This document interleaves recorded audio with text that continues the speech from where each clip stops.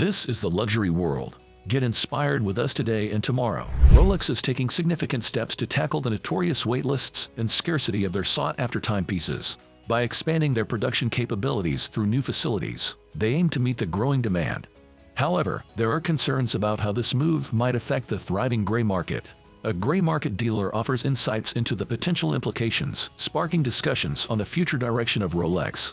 In this video brought to you by the Luxury World, we will be diving deep into this topic as we will also explore how it impacts your chances of getting a coveted Rolex watch and how it will affect the gray market. If you have not already subscribed to our channel, we highly recommend doing so to keep up with our future videos. In 2023, Rolex produced 1.2 million timepieces and achieved sales of 10.1 billion Swiss francs, solidifying its dominant position in the industry. Despite outpacing its closest competitor by 680,000 units, obtaining a desired Rolex watch brand at retail remains elusive. With plans for new temporary production facilities set to open next year, the questions loom. Will this initiative enable easier access to desired Rolex models without waitlists? Could it potentially deflate the premiums currently seen on Rolex watches in the gray market? Many speculate whether this could be an industry-shifting event that reshapes customer experiences and even challenges the relevance of gray market dealers. Back in November 2022, news surfaced that Rolex planned to open new factories aimed at meeting increased demand. Recently, more specifics have emerged regarding their plans to construct a £1.1 billion factory in the BN region, slated to commence production in 2029.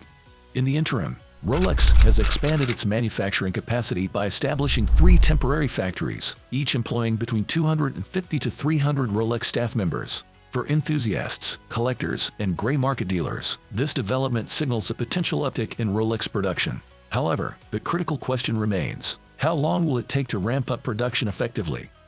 This Swiss watch industry faces a chronic shortage of skilled artisans, and watchmakers crucial for the hand assembly and quality control of these timepieces. Despite most production lines being automated, training inexperienced staff will undoubtedly take time.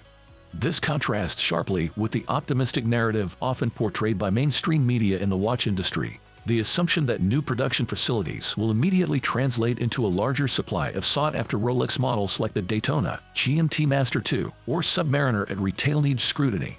The temporary production facilities are set to open next year, but uncertainties remain about their specific focus on stainless steel sports models and other popular pieces. Additionally, while gold Rolex watches might be more readily available at authorized dealers, questions persist about broader availability and the impact on the gray market.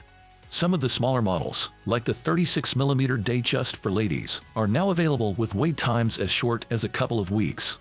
Rolex may intend to increase production of these models rather than focusing solely on stainless steel sports watches that are in high demand. There's speculation that one of the new production facilities could even specialize in gold and titanium pieces, which carry higher profit margins. For instance, the Titanium Yachtmaster commands a 50% premium over a Submariner despite similar specifications, making it strategically sound to prioritize these more lucrative models. From a business standpoint, maintaining the perception of scarcity and exclusivity is crucial for Rolex's brand image. It enhances the luxury appeal and reinforces the idea that Rolex watches, especially the most sought-after ones, are valuable investments. If all Rolex models become readily available and premiums disappear from the secondary market for popular steel sports watches, it could undermine this perception. Rolex would then face challenges in sustaining high retail prices and maintaining demand from consumers and investors alike. Therefore, it seems vital for Rolex to strike a balance, ensuring some models maintain their allure and scarcity while expanding production to meet overall demand and profitability goals. This approach not only supports the brand's luxury status but also sustains the market dynamics that make Rolex watches a compelling investment for buyers. If the scarcity and premium prices of Rolex watches diminish, demand could decrease significantly.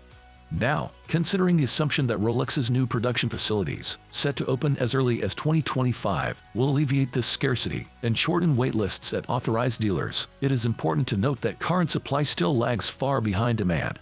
Despite recent market corrections and declines across the industry in the past 2 years, Rolex as a brand continues to grow year over year. For instance, demand for Rolex in the USA increased by 35% from 2021 to 2023. With similar growth rates seen in Hong Kong, which has seen 10%, and Japan with 28%. On the other hand, Europe with the United Kingdom had 30%, Germany with 27%, and France with 34%. This growth trend highlights a robust expansion phase, albeit not as rapid as during the peak economic period post-COVID-19. Looking ahead, we can expect more moderate annual growth rates of around 4% to 6% until 2029, when the permanent production facility is scheduled to be operational. During this interim period, the gap between supply and growing demand for Rolex watches may not necessarily close rapidly. It is plausible that new production increases will merely keep pace with rising demand rather than fully meeting it, maintaining the current situation of limited availability and waitlists for the most desirable models. Regarding the potential redundancy of gray market dealers, before the recent boom, the gray market was often a go-to place for acquiring Rolex watches at lower prices. If gray market prices revert to this norm, dealers could emphasize this cost-saving advantage to attract customers. However, any significant impact on gray market prices due to increased Rolex supply will likely take several years to materialize. Moreover, Rolex's certified pre-owned program appears aimed at stabilizing market values and exerting greater control over pricing dynamics in the secondary market. In the coming years, this program could further influence how gray market dealers set their prices, particularly as Rolex refines its competitive strategies amidst higher production outputs and broader market dynamics. The certified pre-owned program is part of a comprehensive long-term business strategy that aims to establish a stable and prosperous future for Rolex. This initiative is pivotal in granting Rolex greater control over its market dynamics. However, we do not see it as the most significant threat to gray market dealers since the recent market corrections and turbulence of the past 2 years. In our point of view, regardless of Rolex's strategic moves, the gray market will persist, adapt, and continue to operate under various market conditions. This scarcity drives the gray market, where these watches are resold at significantly higher prices. For some, this presents an investment opportunity, while for others, it is the only way to acquire their desired Rolex. Rolex's effort to increase production aims to narrow this demand-supply gap. New temporary factories will complement existing production capacity, potentially leading to a more accessible supply. While this might appear beneficial for collectors, the potential impact on the gray market is a concern for those who depend on it. However, the actual impact might not be as severe as initially anticipated. Firstly, the new facilities are temporary, indicating a strategic move to address short-term demand rather than a permanent shift. Secondly, Rolex might prioritize production of their highest-priced models, such as those made from precious metals or titanium, which still hold considerable appeal for gray market buyers despite the higher costs. The long-term consequences of Rolex's production increase remain uncertain. While it could lead to a more balanced market with readily available watches at retail prices, it is unlikely to eliminate the gray market. The allure of a like-new Rolex at a slight discount or the immediate acquisition of highly sought-after models will likely continue to attract buyers. Ultimately, Rolex's initiative is a calculated risk.